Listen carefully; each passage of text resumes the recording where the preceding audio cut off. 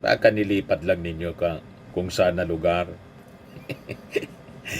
Baka reassignment lang. Di ba? Malamang niya Mr. Maravillas ganun. Parang sa pulis. Tinatanggal bilang provincial commander pero reassignment or floating status.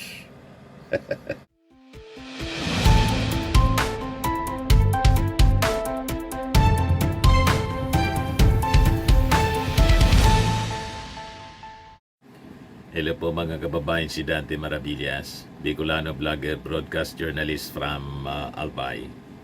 Ang sabi dito sa balita, yung DPWH engineer na nakakasakop doon, in charge doon sa Ampao at nag-collapse na flood control project sa Oriental Mindoro, sinipa na daw, fired. Ayan o, DPWH engineer in collapse flood control project in Oriental Mindoro, fired. Baka nilipat lang ninyo kung saan na lugar. Baka reassignment lang. Di ba? Malamang niya Mr. Maravillas ganun. Parang sa pulis. Tinatanggal bilang provincial commander pero reassignment or floating status. Di ba? Sabi dito sa balita, the project engineer in all personnel assigned sa nag-collapse na flood control project sa Oriental Mindoro, nirelieve sa kanilang mga duties. O tinanggal nga sa duty lang nila. Sabi yan mga kababayan ni Mimaropa Regional Director Engineer Gerald Pacanan. Sa bagay, sigurado naman po nakasabwat. In charge. Alangan man lumusot yun mga kababayan. Ganong uri ng proyekto. 1 billion pa naman po yung budget po na inubos. Di ba? Pacaman hadras to Oriental Mindoro a day after Governor Omerlito Bons Dolor lost temper during his inspection, kung saan na-discover niya ang nag-collapse na flood control projects na tingin niya mga kababayan substandard. Kahit saan mo tingnan po, talagang substandard. Wala pang baha, nagiba na po dahil lang sa bagsak ng ulan. Sa tama ng ulan, imagine that, ulan pa lang yon, wala pang baha. Nagiba na. Kasi nga po, kitang-kita naman po yung yung ebidensya. Kitang-kitang ninakaw po yung pera. Di ba? Malinaw po ang ebidensya. Sabi ni Governor Dolor, obvious naman niya. Obvious naman eh. Ano pang i-explain mo dito? Quality, sira. Disenyo, sira. Overpriced. Substandard, kita mo, ang batong ginamit, saan din lang naman kinuha. Sa ilog din lang. Oo, at saka kita niya naman ang itsura. Oh. Pag flood control, ibig sabihin, kaya niyang i-control ang flood. Ito walang flood, pero gumuho. Di lalo na kung may flood. Common sense. Wala pang flood. Yung gumo po, yung likod. Kasi nga po, mga bato lang at buhangin at pinahiran lang ng konting Ang nipis po, mga ganyan lang. Konting halo ng simento. Malabnaw, mga kababayan. Pure na ampaw yung pakagawa. Wala pang flood. Tama yung sinabi ni Governor Dolor. Flood control niya ito. Dapat kayang kontrolin yung flood. Ay wala pang flood. Umulan pa lang. Tumuho na. Ayan matindi. Nakita niyo ba yun, yung tabing kung gaano kanipis? Sa lahat pa ng nakita ko, ito ang pinakamanipis. Matindi.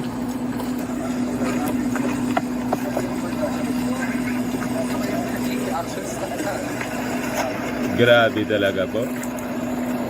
Yung ito. Siguro naman nga, pwede na itong may bentang panotsa sa Batangas. Mr. President, tingnan nyo naman ho. At ito po ay pumasa sa Quality Assurance Unit ng Department of Public Works and Highways. Pumasa. Pumasa sa mga inspeksyon. Sinertify ito 1 billion 1 per billion? 1 kilometer. Ito, may bakal na sa ito. Ayun! Sa wakas. Hindi. Kaya lang nagkaroon ng bakal sa likod. Panlagay sa liting. Kung hindi pa lilitingan ito dahil nag-repair, wala. Tingnan yung ginawa, tinabunan na yung ilalim para may matakluban na nila. Sinong kontraktor ito? Hindi ko pa alam, makikita pa natin. Ang ito ay tagumpay, Tagumpay. flood control, flood control project. Yes. Gaano kahaba po ito? Mahaba to. Ito ang pinakamahaba. At ito ang pinaka-original. 2023, pupuntahan natin. At hindi po. Yan.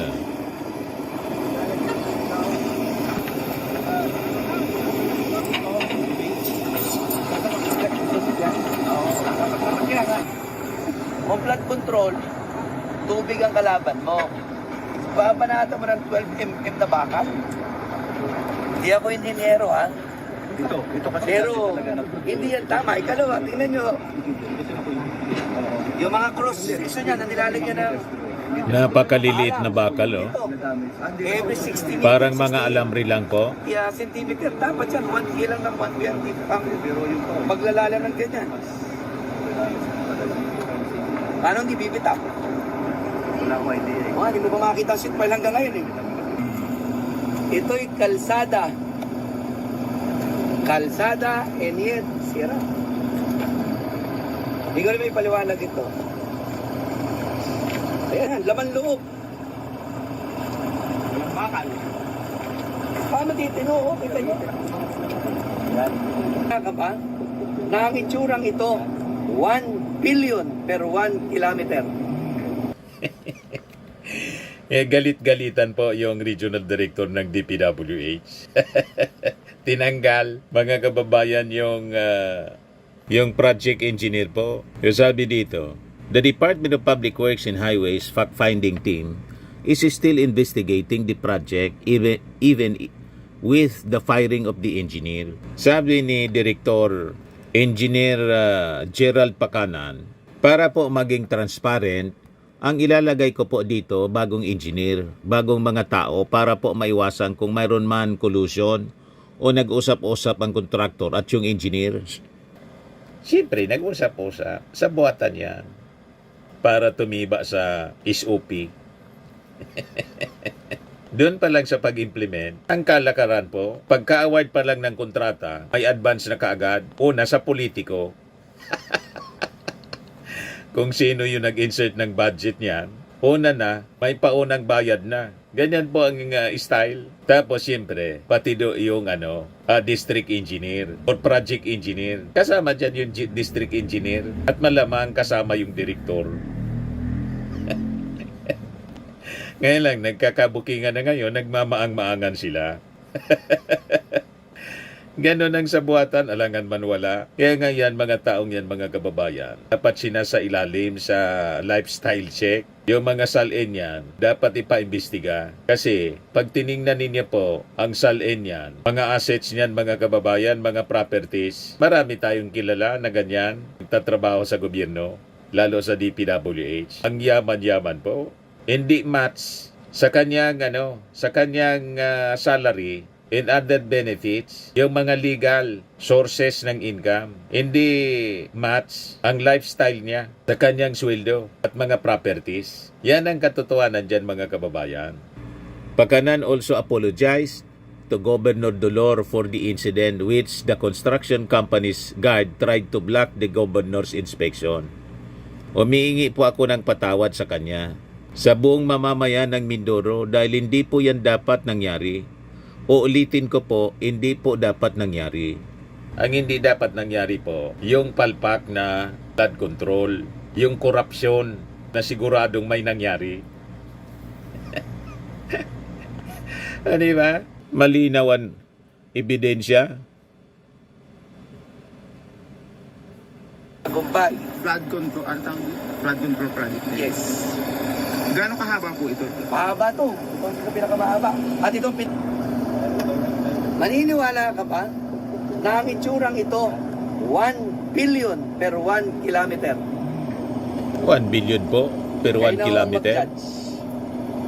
O ngayon, yung dating secretary po ng DPWH, si Secretary Singson, may inamin. Yan o.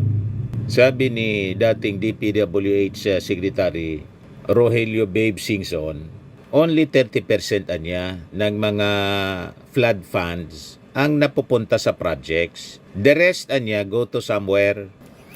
Matindi. 30%. Ang iba nga niyan po, ang napupunta sa somewhere, hindi lang 70%. Kasi kung 30% ang ginagamit sa implementation, di 70% ang napupunta sa somewhere. Sa ibang projects po, 100% somewhere. Ghost project po. Kasi ang style po, yung mga existing flood control projects, pinipicture na lang po. Paulit-ulit na binabudgetan po. Wala nang implementation ng project kasi may project na. Ang ginagawa po, kumukobra na lang.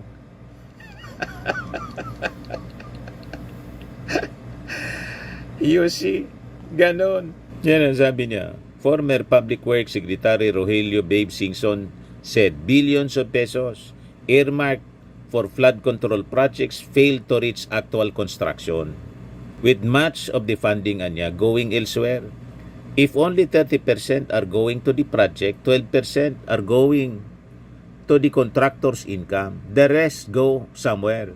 Madaling sabi, yung kita ng construction firm, 12% lang. So admission of the truth. O ngayon, kung ito ang kalakaran, ibig bang sabihin, nung panahon niya, panahon ni Pinoy, siya yung sekretary, ganon din yung nangyayari.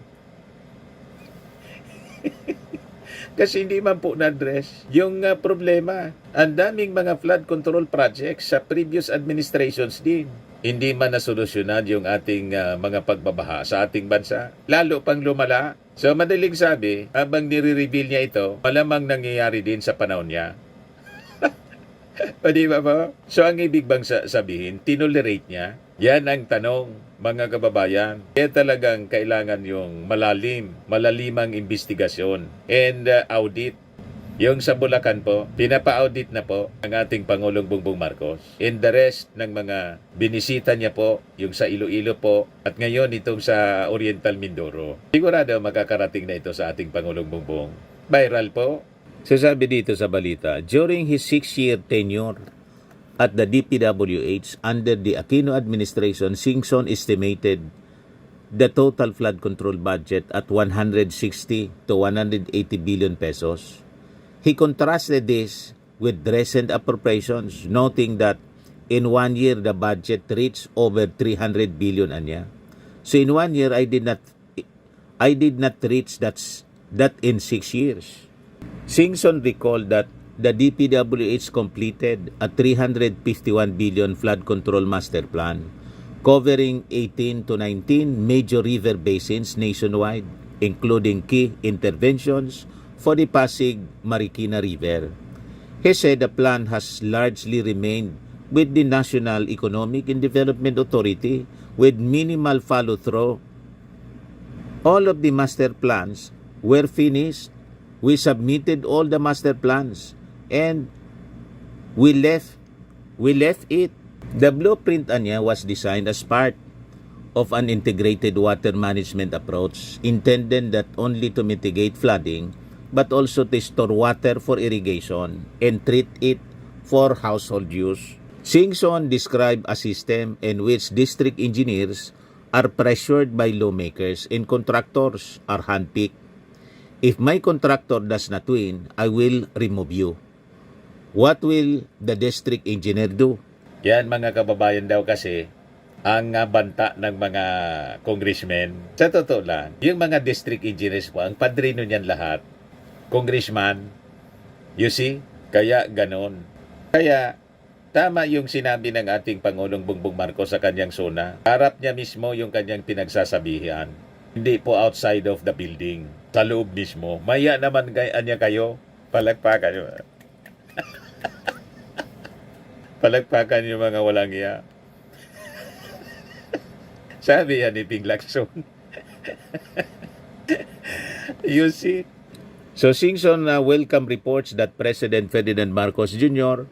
is investigating 15 contractors flag for questionable projects. That's good, sabi po ni dating Secretary Singson, noting that the same names had surfaced during his tenure. Madaling sabi, kahit nung kanyang panahon, ito na yung mga contractors na involved. Kasi matagal na po sila. Mga ilang administrasyon na, mga kababayan sila. Decades of operations. So gusto sabihin, ibig sabihin po, pati sa panahon ni Singson, ganun ang kalakaran.